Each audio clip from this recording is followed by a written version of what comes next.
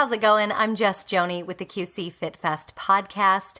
Chris Maltsburger and I had jumped on a phone call with Don Frye, UFC Hall of Famer. So what you're jumping into is our phone call right away. And Don did what Don does best in total Don fashion. He just went 90 miles an hour. And so, as you'll hear, I struggled maybe a little bit to keep up. Maybe I wasn't quite prepared for it, but Don can say some pretty ridiculous things right off the bat. So I got acclimated very quickly to the personality that is Don Frye, UFC Hall of Famer, who's going to be joining us Saturday, September 11th at the River Center for QC Fit Fest. Now head over to qcfitfest.com for more information about who else will be speaking and some of the vendors that we're going to have there. And we are just going to continue to bring you interviews on this podcast of not only our special guests, but of the different businesses that will be interactive with you when you attend QC Fit Fest Saturday, September 11th. If you'd like to join our mission as a vendor, please do so.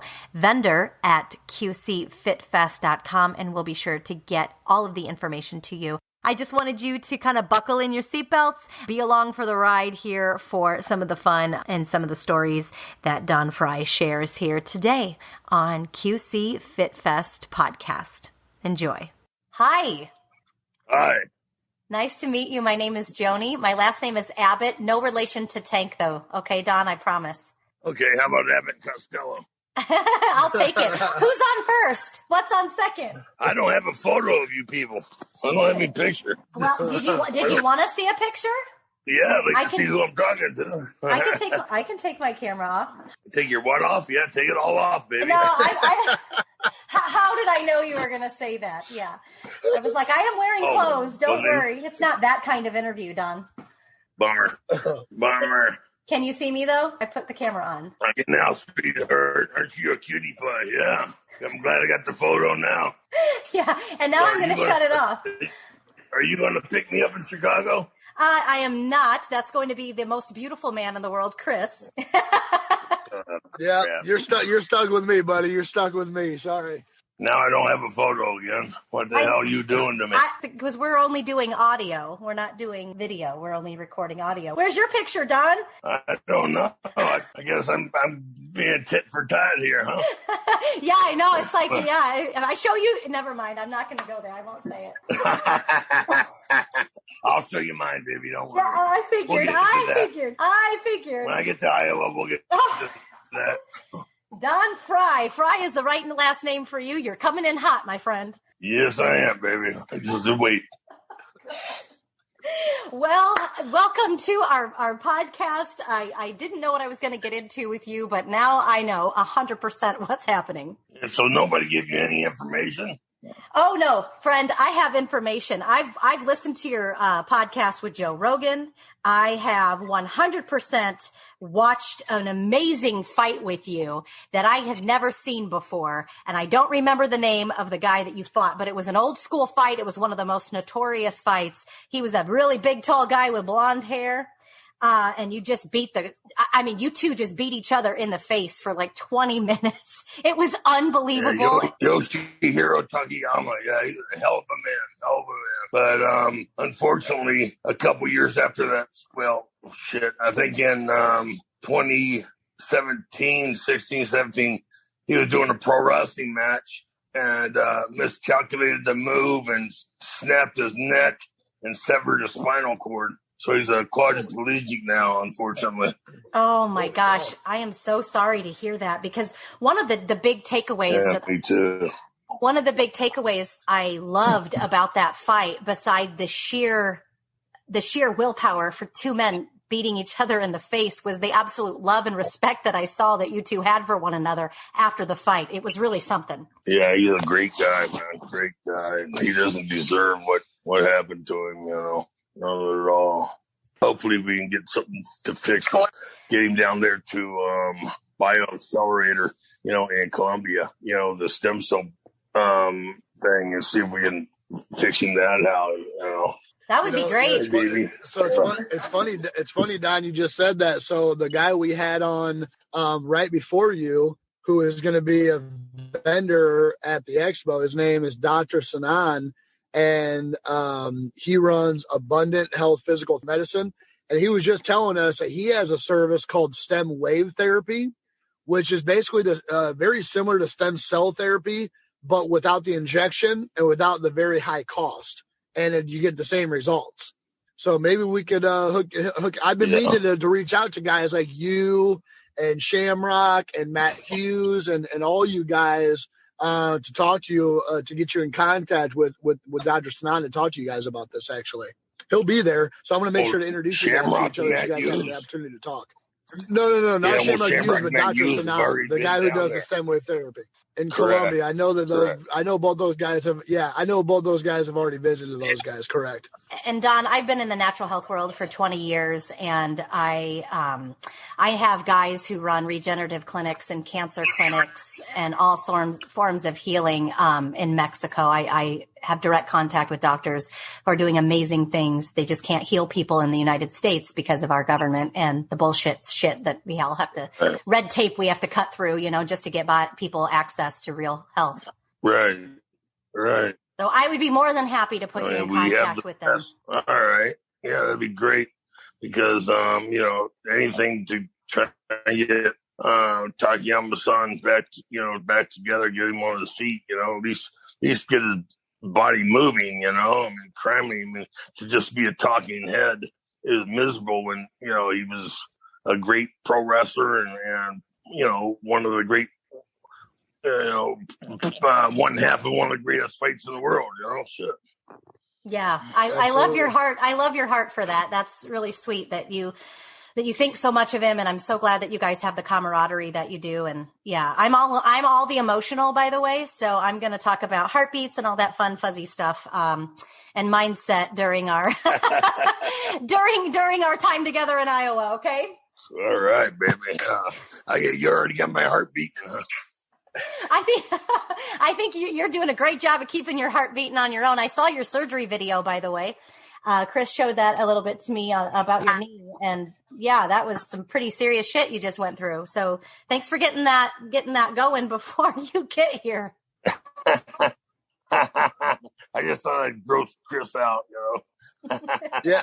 What you didn't realize is I was literally eating. I just ordered a pizza and I was eating that as those videos were coming in, and I was like, fantastic timing. That's even better.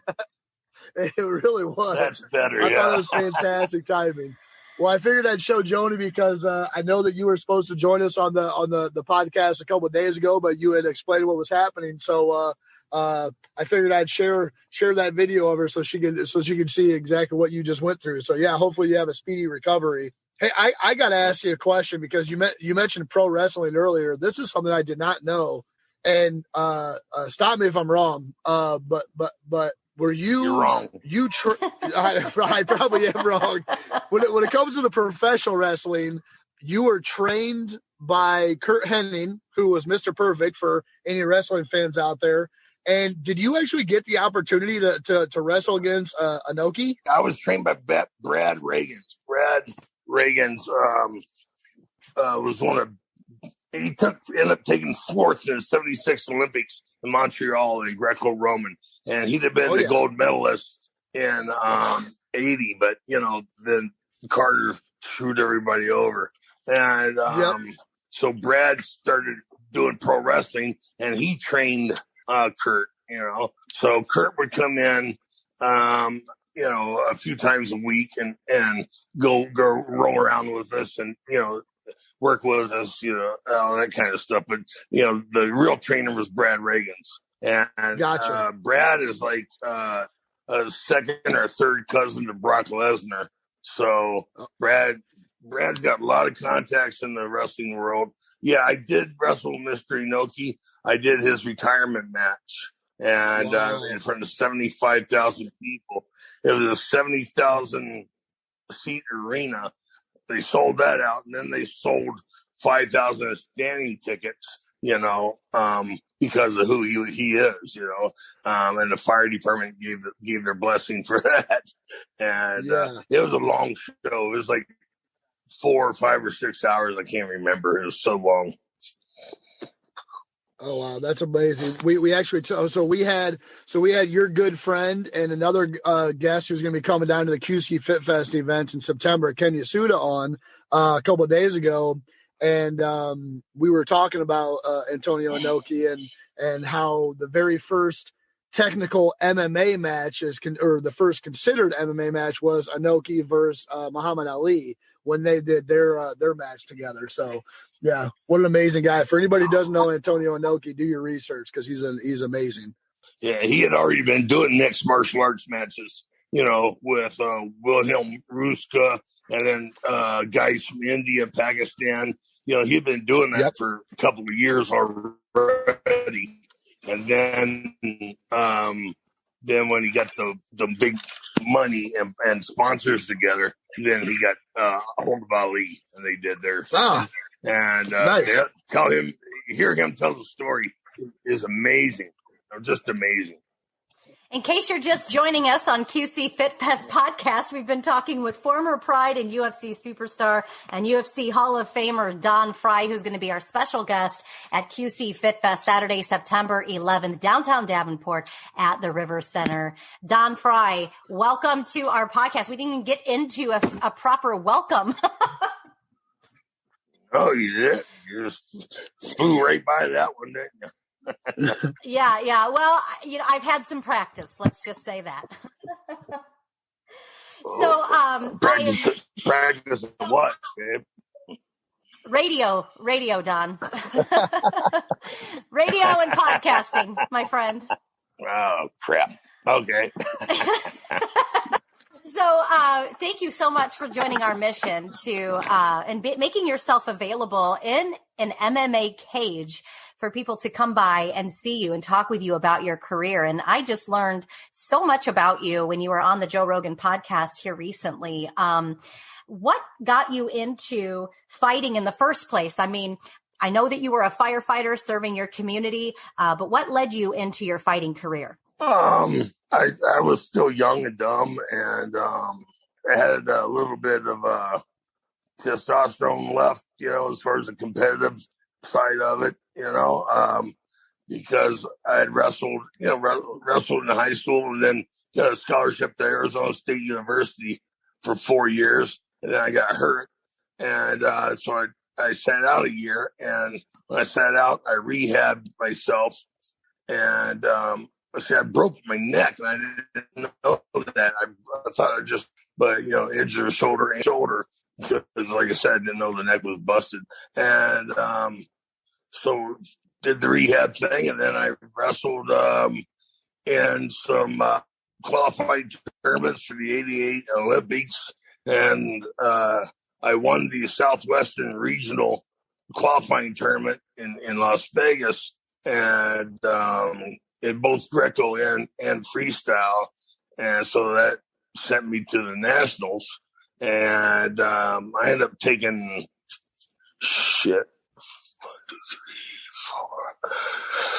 Oh heck, I think I took 5th that year, and they only took the top 4. Or made the top 4 All-Americans. I don't know. It was really scary.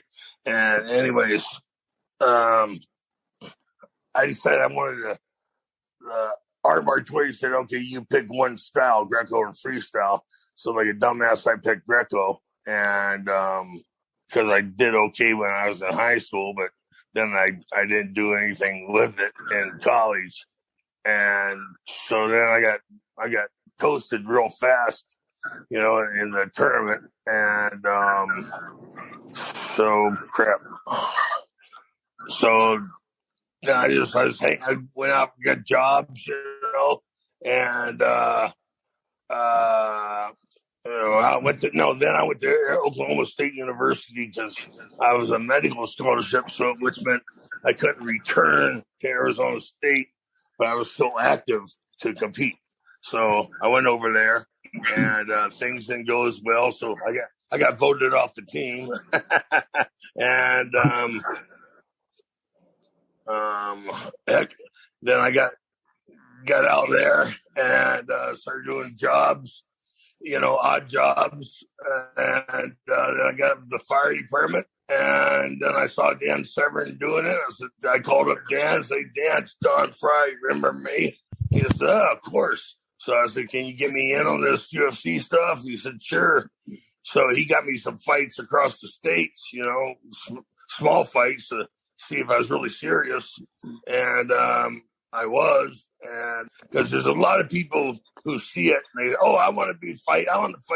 And then they don't have the dedication. But they get there and they close the gate, and all of a sudden they are standing in a puddle of their own urine, and so it's a different kind of animal to get in there back then when there's no holds barred, and because there were no holds. I mean, there were no rules, and so it was a lot of fun. It was easier. I think it's easier because there's nothing to remember, Chris, I'm going to pass this interview baton over to you, friend.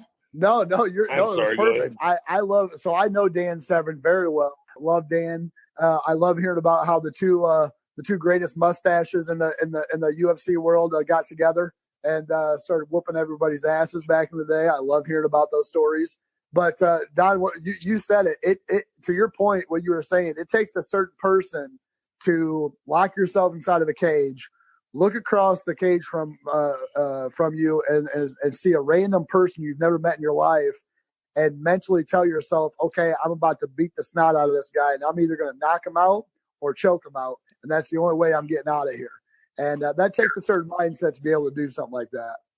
Because, he's saying the same thing to himself. Exactly. Absolutely. And you end up winning that. And I believe you also won the Ultimate 96. So you must have been taking it serious because I really enjoyed watching you compete. And now that you're out of the competing world as far as that goes, now you've done a lot of acting.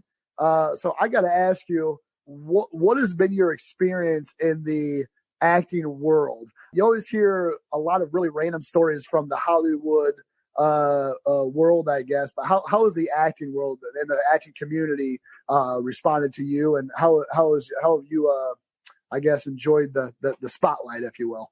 Well, you really don't know because it's not your area of expertise, and you don't know if the actors are going to accept you or if they're going to resent you.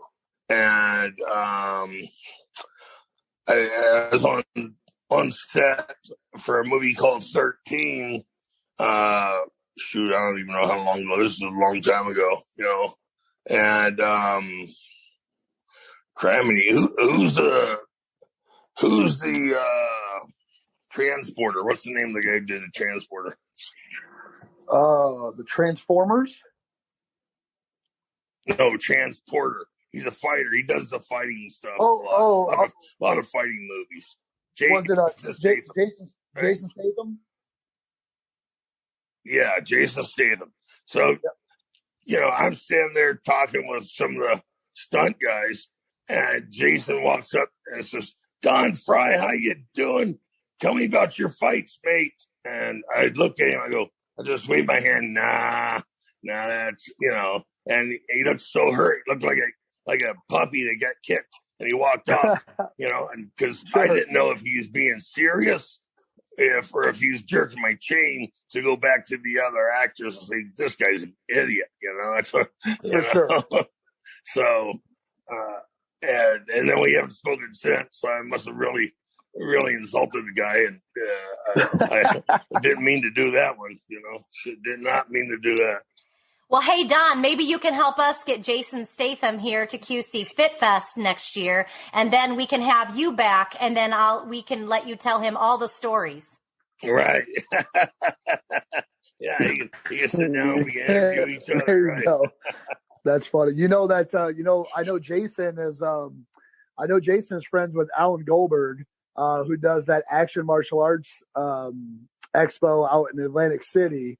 I'm sure you've probably heard of that. Dan Severn goes out to that all the time. I don't know if you've ever been out there with him or not, but I know that Jason goes out there. So maybe for no, never have. Connected.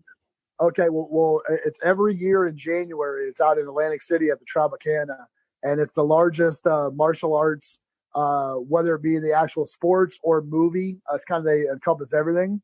And you'll have to reach out to Severin and tell him to take you out there. Statham might be there, and you might be able to meet him out there as well. So, and one other thing, and Joni said this earlier, Don, I don't even know if I've even told you this. But for any of the listeners that are listening, we have a friend coming in town. His name is Jason. You heard him on one of the previous podcast interviews. He is the founder of VacuRack. He also has boxing rings and MMA cages. He's bringing an MMA cage to our expo for fans to walk inside and be able to run around in there and kind of get the experience of being inside of a cage. And Don, I don't even know if you know this, but you'll actually be inside of that cage. Your booth will be inside that cage, that's where you're going to be signing autographs and taking photos for all the fans. I picked that up earlier. Okay. I heard that was mentioned of that. Yep. I've got Ken over by the weightlifting stations. I've got you inside of that because I felt there's so many fans of the sport who watch it on TV or watch it live at local events who have never been able to get inside of one to say they've actually been inside of a cage. And I thought, what better way to introduce people to give them the first opportunity to be inside of a cage with a UFC Hall of Famer like yourself and somebody who is so decorated in pride and UFC and just the sport in general. So I think that's really going to add an amazing experience and memory for a lot of fans. Yeah, it's a good gimmick, man. It's pretty smart, damn smart. Well, I appreciate that, and we're extremely happy to have you here. Don, do you have anything that you want to plug? How can fans follow you? How can they interact with you? And do you have anything coming up that you'd like to let any of the listeners know about? Oh, well, Dan Severin and I have our podcast, Dan and Don's Toxic Masculinity. And then we will do it. We do a question and answer session once a week also. So if they have any questions, just send it in, type it in, and we'll read it at the Q&A and give you an answer. Absolutely. And you're not going to get a better podcast than that. Don Frye and Dan Severin on the interview on the radio at the same time. You two, the amount of stories and jokes that you guys have with each other, it's an amazing podcast. Definitely everybody go take that, give that a listen. Yeah. Have you seen the one with Ken Shamrock yet? I have. And I thought it was absolutely amazing seeing all three of you on there do that. Yeah, Ken's fabulous guy, man. And Frank, I got to contact Frank, get him on too, because Frank's a hell of a guy. Let me know, and I'm sure you guys can contact him as well. But if you'd like to, I could always reach out to him and tell him to give you guys a buzz. Okay, thank you. Yeah, I do. Chris, you're an amazing connector, and I love hearing your interaction with Don. And Don, I believe I already experienced a little bit of that podcast of toxic masculinity today. I think I got a portion of what that podcast is like. I can't wait to hear the stories between you and Dan. Well, send some photos or videos, sweetheart, and there might be a spot on the show for you. I thought I might get one more comment out of you here before we wrapped it up, Don. Thank you so much for doing this podcast with us. We can't wait to see you as our special guest and really learn some things from you when you come onto the main stage and speak a little bit about your career and speak about, to the fighters who want to fight. There's more than one fight, I think, in life that we all get into. And I think that you have a lot of wisdom that you can share from your years in and outside of the cage. I don't know about wisdom, but I got a lot of scars and experiences. I'll tell you. Well, experiences are what bridge the gap. That's the experiences are the bridge to wisdom, because if you didn't have those experiences, you wouldn't have the life lessons that came along with them, right? Yeah, but you got to be smart enough to learn from them, right? I think you got this. I told you we were going to get a little warm and fuzzy here on the show, right? Oh, no, you did not. But, man, I'll tell you, I look forward to it in Iowa. Well, on that note, if you'd like to join our mission and be a vendor at QC Fit Fest, head on over to our website at qcfitfest.com and come on down, see Don Frye, listen to him speak, and meet up with him inside the MMA cage, get your picture taken, and again, join our mission, become a vendor, and join our team at qcfitfest.com. Don Frye, it's been a pleasure being able to talk with you and get to know you a little bit better. All right, darling. I hope to see you here in a couple of weeks.